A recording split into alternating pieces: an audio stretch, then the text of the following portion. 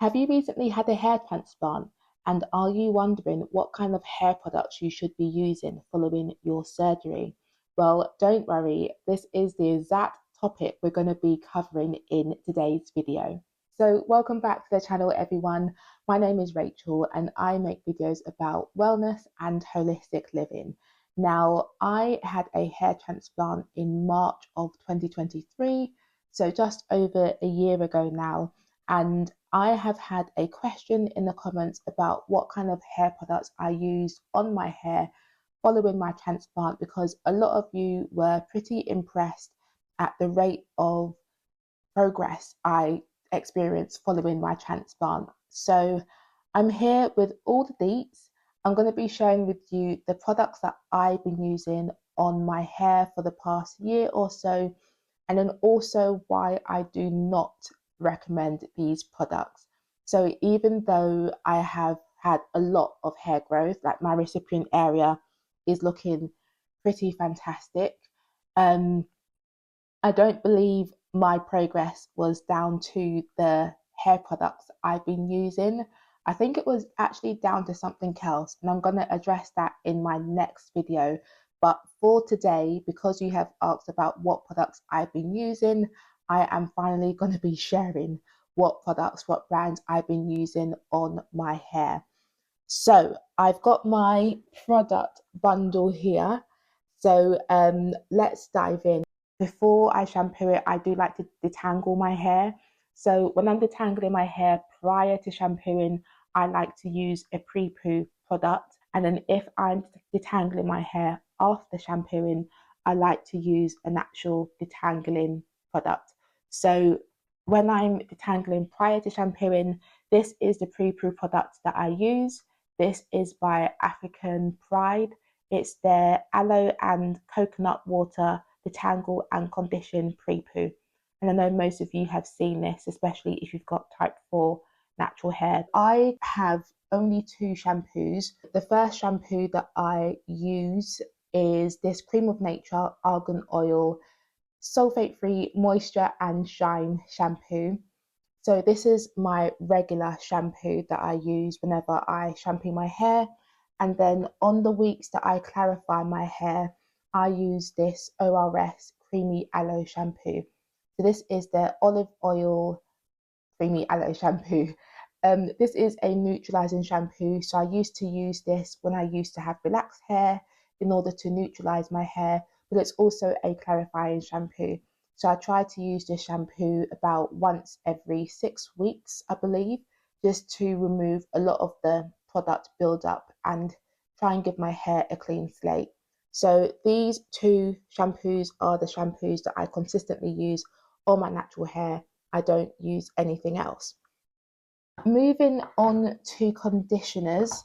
So it seems a bit weird, I know, but I only have one conditioner. I know we're all used to everyone having 6 million conditioners in their stash, but I only have one conditioner, and this is the conditioner that works for me. Caveat coming later. But yeah, this is what works for me, and this is what has been working for me since I went natural many years ago. So this is from the Cream of Nature brand again. This is their Argan Oil Intensive Conditioning Treatment. So this is a deep conditioner, an intensive mask essentially. You're supposed to leave it on your hair for 10 to 15 minutes. You know, if you apply heat, it allows it to absorb into your hair even more. But yeah, this is what I use after every single shampoo. I never, or very, very rarely, shampoo my hair and don't deep condition afterwards. So yeah, I really love this. Again, a caveat is coming later, but this keeps my hair soft, moisturized, and it does the trick. I've been using it for over a decade. I like to use this detangler here, which is by Aunt Jackie's. This is their Not On My Watch instant detangling therapy. So this is a liquid. It's really runny, as you can see. That's what it looks like. And yeah, this really helps get, because I've got tightly coiled 4C hair, this really helps melt tangles away. I used to use the Mane and Tell detangling spray way back in the day, and I feel like this is a really sufficient equivalent to that spray. My leave-in conditioner, or like my everyday moisturizer. So what I use is my Cantu Shea Butter leave-in conditioning repair cream. In terms of my scalp, this is tea tree oil mixed with sunflower oil.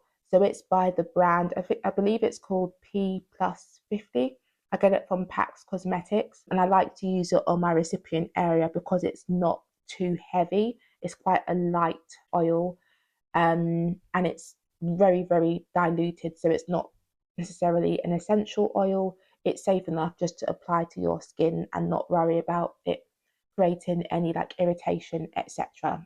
I very rarely actually oil my scalp, like the rest of my scalp itself, because our scalp produces its own sebum.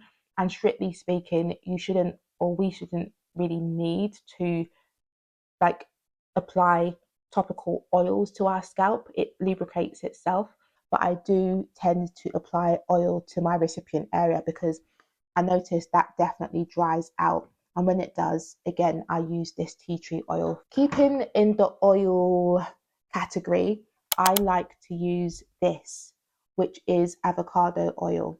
It looks really dark. It's a really dark green. And I love this about this oil because sometimes when you buy avocado oils, it comes more as a yellowy oil, whereas this is very potent. It's really dark green. And I just love this brand for just how concentrated this avocado oil is. So you probably can't read the label because it's because it's just like got so much oil on the outside. But this is by or from Naturally Balmy. It's a website. I don't know if they ship internationally, but yeah, they sell lots of raw ingredients on there. So this is where I buy my avocado oil. It's organic. My hair loves avocado oil. It also loves avocado oil when I'm deep conditioning. So yeah, I just sometimes use this to seal in the moisture or to apply to my hair if it's feeling dry, etc. I also have this product. So this is a flaxseed elongating curling gel from Aunt Jackie's. So I use this to do my flat twist in my recipient area. It does work as a good gel for like keeping your hair in place and helping it slick down. So yeah, this is the last hair product that I use. I keep mentioning that I've got some caveats. So I do really like using these products because they do work well with detangling my hair, keeping it moisturized, cleansing my hair, but not stripping it. But recently, I've been looking into the ingredients of everything that I use. So, hair products, skin products, makeup, the ingredients of the foods that I buy and consume as well. And this is why I actually don't recommend that you use these products on your hair. I'm trying to reduce my exposure to toxins, to chemicals, to endocrine disruptors. And yeah, I'm just being really mindful about the things that I put in my body and on my body due to various things. A lot of you know that I have endometriosis, which is very much focused on hormones, hormone imbalances, inflammation, etc.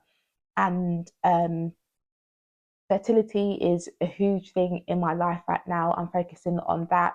So I'm just looking at multiple things that I can do to try and be well and look after myself from a holistic and natural point of view. What I found is that these products, at least most of them anyway, they are quite toxic. They're not clean products to be using on your hair. So, unfortunately, a lot of these hair products that I've been using, I wouldn't recommend them because they are filled with toxins. And when it comes to how clean these products are, these hair products don't score very well. So, I just wanted to be very transparent with you, and this is actually why I've taken so long to do this video, because I didn't necessarily want to be I guess, encouraging you to use products that may actually harm your body. But because someone has requested for me to show the hair products I've used, that's why I'm doing this video today. But I did want to just make you aware of the fact that we all need to be mindful about the things that we're putting in our bodies and on our bodies, and that even extends to things like the hair products we use. They don't necessarily need to even touch our scalp. Of course, when these products touch our scalp, our body absorbs them. But, even if they don't touch our scalp, the fact that these things, they have chemicals in them which we may inhale, etc., they can disrupt our hormones and our bodies in other ways. So we just need to be mindful about what we're using. Let me show you how I found out whether the hair products I use are actually toxic or clean or not. So I have downloaded 2 apps on my phone. One of the apps I use is called INCI Beauty, and then the second app that I use is called Yuka. Let me show you what each of these apps look like. So let's go into INCI Beauty first. INCI Beauty is basically an app that allows us to analyze the products that we're using, to look at the ingredients, see whether they're safe or not, and also it offers suggestions or alternatives if you find that the products that you are using on your hair, on your skin, are unsafe or toxic to use. So this is what the app looks like. So basically, how you use these apps is you usually scan the barcode on your products. So most, if not all, products have a barcode. So like this one, for example, that has a barcode there. If I grab my creamy aloe shampoo, yeah, that's got a barcode at the back. So most, if not all, of your products have barcodes, and that's what you use to scan the composition of the products and to tell you whether they're safe to use or not. Bear in mind that not all products have barcodes. Most of them do, because usually it's, or if not all of the time, it's actually regulated and mandated by legislation to have barcodes. But if your products are more on like the natural side, maybe just a mixture of oils, even my avocado oil, it may not have a barcode on the label. But if they're more of the like commercialized brands like this, they definitely will and do have barcodes on them.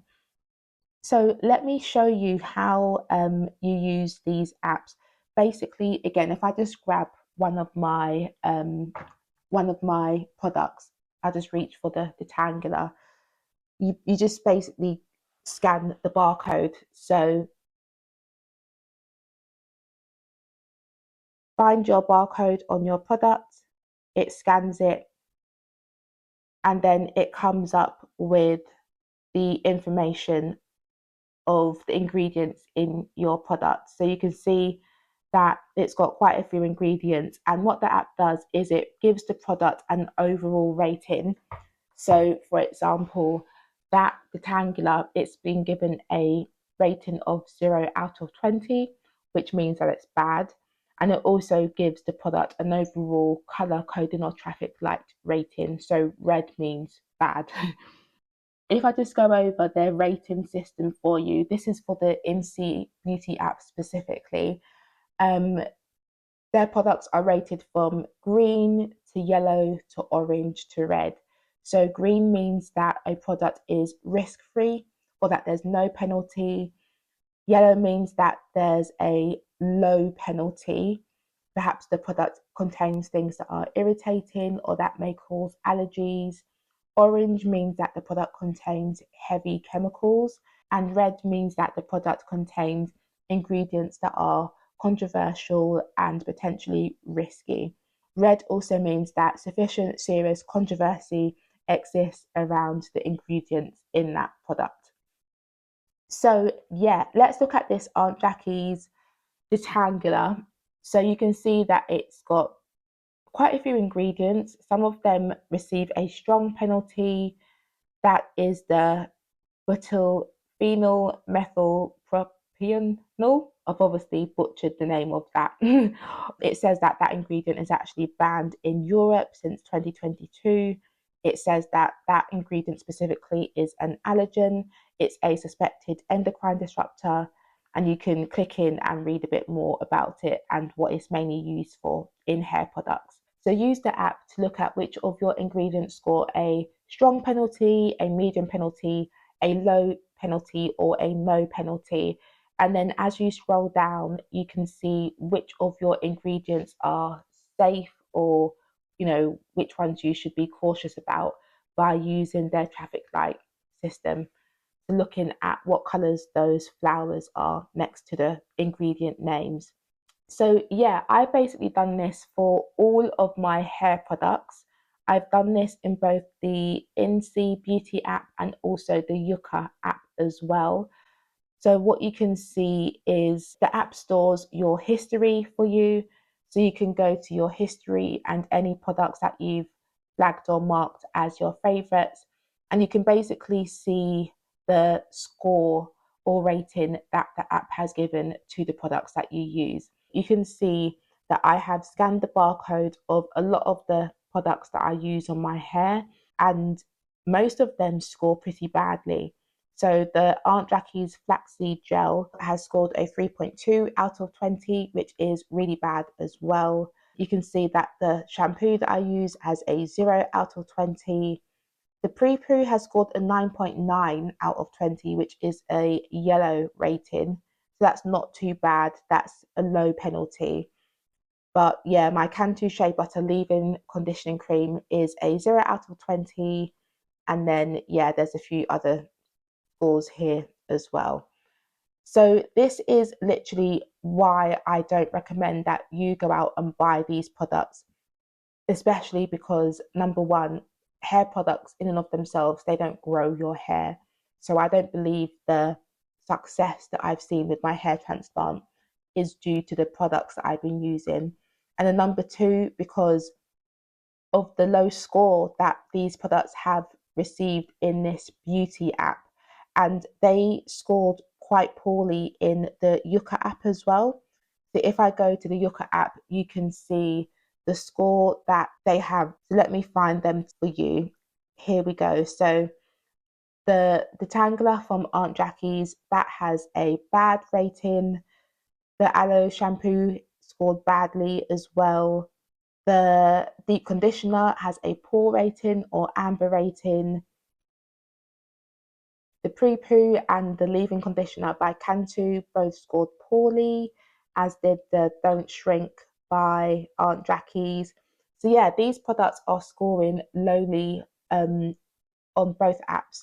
So I think it's good to use more than one data source just to compare the ratings that these apps give you, or to use more than one website if you're using a website to look at your ingredients. But yeah, because these products do contain toxic chemicals, I do think it is best if we try and stay away from them or try and find alternatives, because these things do enter your body, your bloodstream, your cells, and you just don't want to be exposing yourself to all of these chemicals. There's enough chemicals in our environment as a whole. So if we can try and swap out the things that are not necessities, the things that we can avoid, I think that's really empowering. So these apps do suggest alternatives. That's what I really like about these apps. They don't just tell you what's wrong with the things that you're using. They actually recommend alternatives, so cleaner products that you can go out and buy instead. So if, for example, I go to my Cream of Nature conditioning treatment, I'll try and find where it shows you the alternatives to use. So here it is, it's at the bottom. They show you some recommendations. So you can see this Garnier Curl Restoring Cocoa Butter. That is an alternative which has scored a 72 out of 100, because this app uses a score out of 100. You can see that the Shea Moisture Curling Gel Souffle, that has scored an excellent rating, so 79 out of 100. And then you can click the see all button to literally look at the alternatives that it suggests in more detail. The other app also does that as well. So the INCI app, that offers you alternatives to the toxic products that you're using. So if you click alternatives at the top, click that product symbol, and then it does show you some alternatives that you may want to consider. If I just click on the show moisture one now, it will give you the list of ingredients in that product, and then you can try and compare it against the product that you actually have at the moment. You can also see what other people have commented on the alternatives, which is really good for trying to understand their perspectives of these products and how it works potentially on their hair. There's a bit of discussion, a bit of the social element in this INCA app, which is really good. And then you can even find out where you can buy these products as well, if they've got retailers in your country, or at least retailers that the app knows of in your country. So yeah, I really, really like these apps. I think they're really helpful for just understanding the kind of products that we're using and what the ingredients in these products do or potentially do to the body. I think it's, the more information that we have, the more, the better buying decisions that we can make as consumers, especially if you are into things like trying to clean your body from toxins and chemicals, if you're trying to not disrupt your endocrine system. I find these apps really, really helpful to use. And the fact that you can just go to a hair shop and stand in the aisle or actually just scan the barcodes as you're looking at products, this is really empowering. It's like putting the power back into consumers' hands. And some people are quite negative and dismissive of apps and websites like this. They do criticize the scoring or rating system of these apps. They say that, oh, it's all about composition and not just whether the product necessarily has these ingredients in their ingredient list. And I totally get that. The composition, how much of something is in a product definitely is important. Other people say that, you should be looking at papers, like scientific papers and research, to sense check what these apps are telling you. But not everyone has the time or energy or even wants to be doing a lot of like heavy duty research. So that's why I find apps like this really empowering, because it gives you like a brief synopsis of what you're using on your body, and then you can make your buying decisions accordingly. So these apps kind of just baby down this information for the lay person, for the everyday average consumer. They don't make this all very complicated to understand. These apps just make things really easy to digest and to understand what is in our products and what these things may potentially do to our body. I really like this Yuka app because it gives you more detail about the ingredients than the INCI Beauty app does. So as you can see, I'm just looking at the Cantu Shea Butter Leave-In Conditioning Repair Cream, and it gives me more information about this benzoyl salicylate that is in it. It mentions that it's a potential endocrine disruptor, and it's also an allergen as well. So if you're like me, I'm trying to stay away from endocrine disruptors, not use them in my everyday cosmetics or hair care. So I definitely need to switch out these products. What I'm trying to do is I'm trying to switch them out over time, as opposed to just like getting rid of them all in one go. And what my ideal is actually to be making more of my own DIY products. So I already have a hair tea that I use just to like spritz my hair every now and again. But I definitely want to look into making my own like DIY shampoo, conditioner, like moisturizer, and just start using more like raw ingredients on my hair, so that I'm not even putting my health in these brands, in these big cosmetic brands.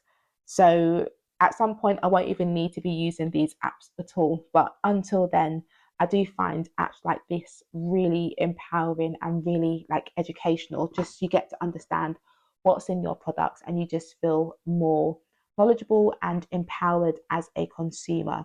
And I just want to mention as well that I'm not trying to bash these specific hair care brands. A lot of our brands that we use on a daily basis contain ingredients that probably aren't the best for our bodies. So this kind of stuff isn't unique to these specific brands. If you were to look at the brands that you use, you probably would find that they contain a lot of toxic ingredients. So I think it's just for us to be more mindful about the things that we buy, check the ingredients, make sure that we're using these apps when we go to the shops to actually scan the barcodes and look at the ingredient list before we make that purchase decision. And hopefully we all just start thinking about the things that we use and put into our bodies and the things that we eat more generally. Hopefully, this is just one of the many steps that we all will take towards living a more natural and chemical free life. So, yeah, that is why I don't personally recommend that you go out and use or purchase any of these products that I've shown you in this video. This is just me showing you what I've been using for the past year, because the question has come up about what exactly I've been using on my hair. So it's only right for me to show you. But again, I don't think my results are down to the products I've been using at all. I think it's more due to something else, which I'm going to share in one of my next videos. But yeah, I do hope this was informative in the sense of me just showing you what I've been using on my hair so that you can get a slight view or feel as to the kind of products that I use.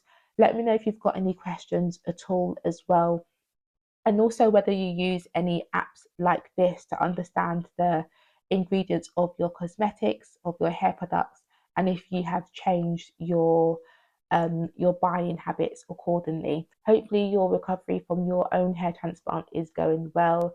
Let me know if you have any other video recommendations for me. I will list my hair transplant playlist on the screen so that you can catch up on the videos that I've done over this past year.